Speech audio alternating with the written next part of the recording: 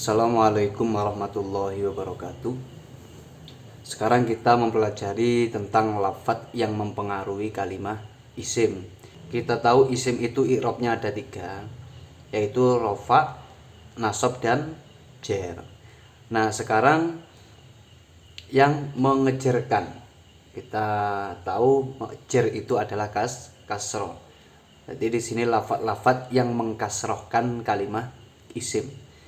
Ya, lafadz ini nanti jika ketemu kalimat isim dia dibaca kasroh, yaitu adalah huruf jer. Huruf jer yang kita pelajari kemarin kan min, ila, an, ala, fi, ruba, bili, katawa. Nah, sekarang kita menghafalkan huruf jer yang lebih lengkap, yaitu min, ila, hatta, khola, hasya, ada, fi, an, ala, mut, mundur, ruba, likai, watakabi, lala, mata. Jadi huruf jer itu ada 20. Nah, sekarang di sini saya tuliskan beberapa saja, mengulangi yang kemarin. Huruf jer yaitu fungsinya mengejerkan kalimat isim. Contoh di buku min. Nah, kita ambil contoh yang min ini.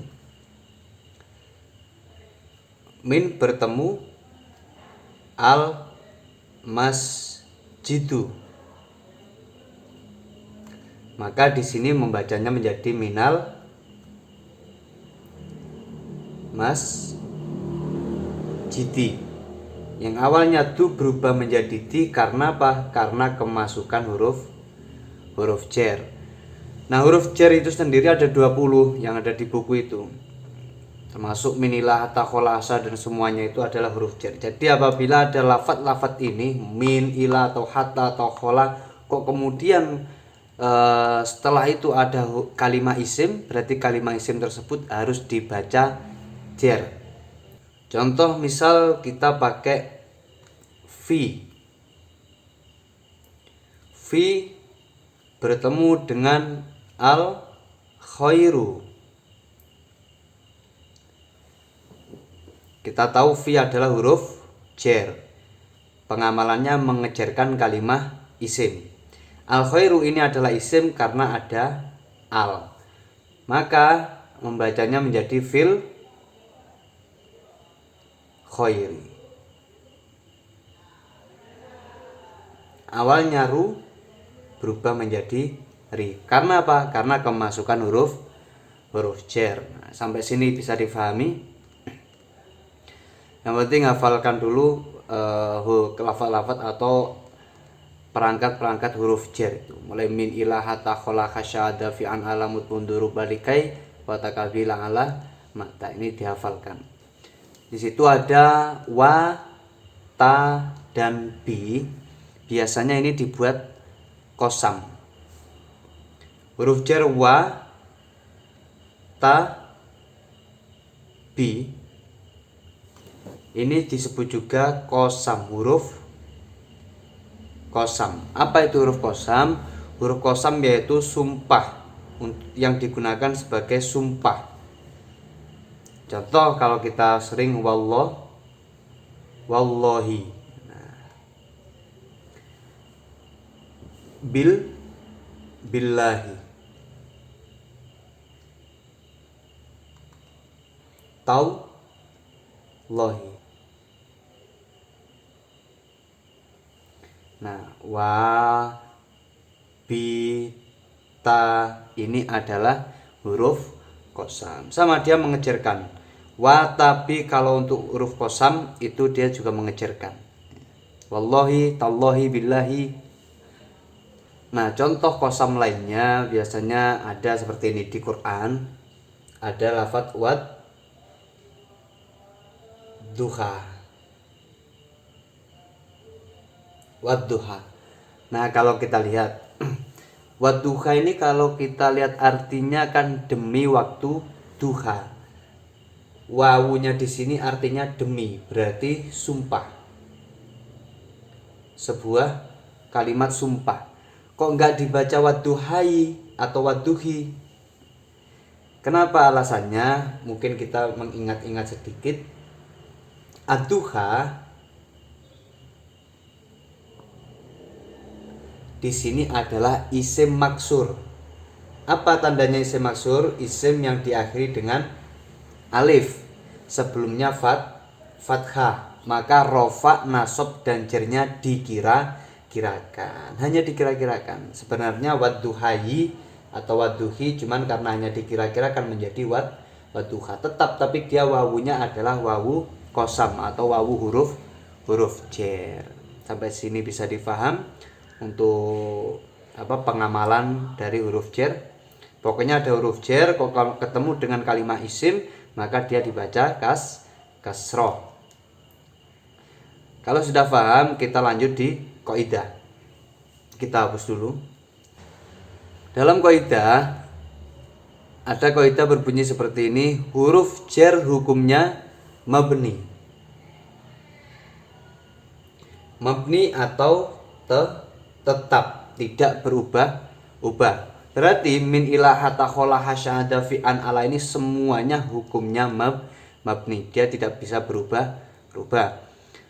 Nah, kaidah selanjutnya huruf jerli bila bertemu dengan domir mutasil selain ya maka dibaca la. Contoh lakum, lahu. Li bertemu domir mutasil selain ya. Contoh bertemu hu. Li bertemu kum. Li bertemu hunna misal. Kalau kita lihat hu, kum, huna ini kan domir mutasil. Ya, domir mutasil. Hu, kum, huna ini adalah domir mutasil. Nah, huruf jer li, jika bertemu domir mutasil selain ya, ada kan domir mutasil ya? Ya, seperti ini. Huruf jerli bila bertemu domir mutasil selain ya maka membacanya menjadi la. Li bertemu hu berarti membacanya lahu. Li bertemu kum maka membacanya lakum. Li bertemu hunna maka membacanya lahunna. Bukan lihunna, bukan lihu, juga bukan likum. Berarti tidak mabni, berarti dia tetap berubah-ubah. Tidak, li-nya di sini tetap dia hukumnya mabni karena huruf jer itu hukumnya mabni. Hanya pengecualian saja. Jika bertemu domir mutasil selain ya, pokoknya selain ya, maka dia berubah menjadi la. Li bertemu hu, lahu. Li bertemu kum, lakum. Li bertemu huna, lahunna. Nah, makanya ketika ada pertanyaan seperti ini,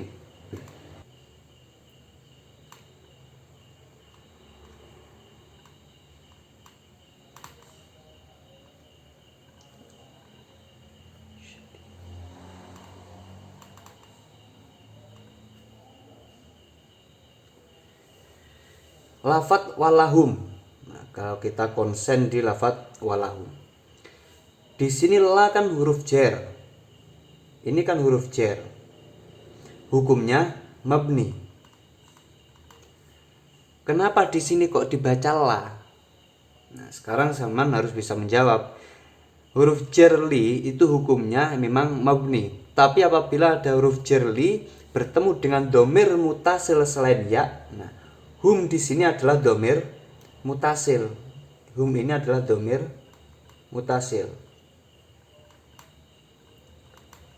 Jika bertemu domir mutasil selain ya, maka li berubah menjadi la. Ya kan huruf jer li, bukan la kan li. Nah, sampai sini bisa difaham? Nah, semoga bisa difaham. Kita lanjut di kaidah selanjutnya. Kita hapus dulu. Ala atau ila atau fi jika bertemu dengan domir muttasil,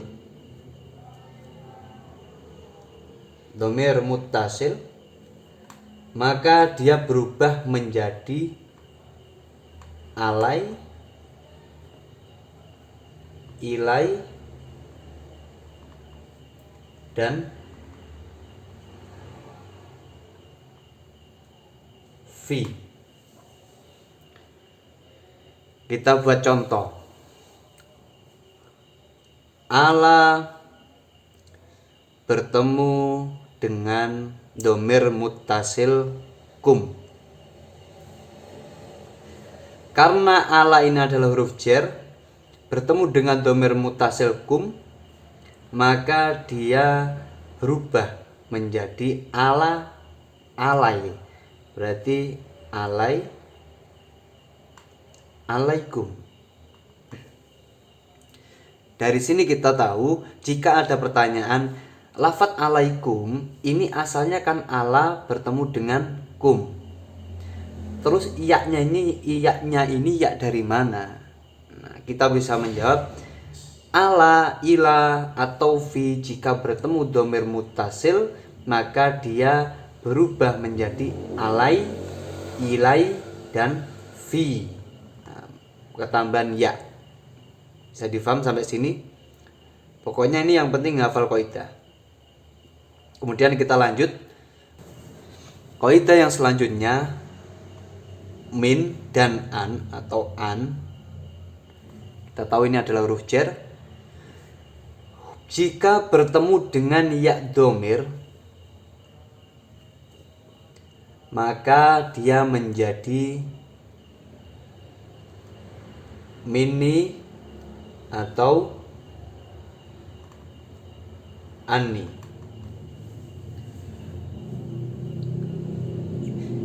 Pertanyaannya, kalau kita lihat di sini ada nun tasdid. Kalau tasdid berarti itu ada dua huruf double. Iya kan, seperti itu. Sebenarnya kalau kita bongkar lafadz min atau ani, ini aslinya seperti ini. Min bertemu dengan nun bertemu dengan ya domir. Nunnya dua, digabungkan maka menjadi mini. Pertanyaannya, nun ini nun dari mana? Kenapa kok ada nun? Padahal awalnya min dan ya bertemu dengan ya domir. Ini namanya adalah nun wikoyah. Kenapa kok didatangkan nun wikoyah? Nun wikoyah ini berfungsi agar lafadz tidak dibaca kasroh. Ini nanti ada penjelasan di jilid 4 sebenarnya. Cuman kita bongkar sedikit. Kalau kita ingat dalam bab isim domir, kita pernah menghafalkan kaidah lafadz yang bertemu dengan ya domir maka dia harus dibaca kasroh. Masih ingat? Lafadz yang bertemu dengan ya domir maka dia dibaca kasroh. Contoh seperti ini. Kolamun bertemu dengan ya domir maka dia membacanya menjadi kolami. Nah, seperti ini kan. Kolamun bertemu ya domir membacanya kolami. Nah, di sini min kan hukumnya mabni, dia tidak bisa berubah. Begitu juga dengan an. Dia didatangkan nun wikoyah agar apa? Agar lafadz min ini tidak dibaca kasroh, biar dia tetap mabni min seperti ini. Makanya di sini didatangkan nun wikoyah, tugasnya hanya membantu agar kalimat ini atau kalimat huruf jar ini tidak dibaca kasroh. Makanya didatangkan nun wikoyah. Kalau masih bingung, cukup Anda pahami ini saja. Pokoknya ada min atau an, jika bertemu dengan ya domir maka dia menjadi mini atau ani. Jadi kita nggak boleh bingung. Kalau di dalam Quran ada lafadz mini, nah ini berarti kita tahu asalnya yaitu adalah min bertemu dengan ya domir. Nah, sampai sini aja bisa difaham kan? Kalau masalah nun wikoyah, kalau masih bingung nanti kita pelajari di jilid 4 dan jilid 5. Yang penting saman tahu dulu min dan an jika bertemu dengan ya domir maka dibaca mini atau ani. Kalau kita bongkar jadinya seperti ini, ada nun wikoyah, fungsinya agar lafadz min ini tidak dibaca kasroh, karena lafadz yang bertemu dengan ya domir harus dibaca kasroh. Contohnya kolamun bertemu ya domir menjadi kolami. Semoga bisa difaham. Akhirul kalam. Assalamualaikum warahmatullahi wabarakatuh.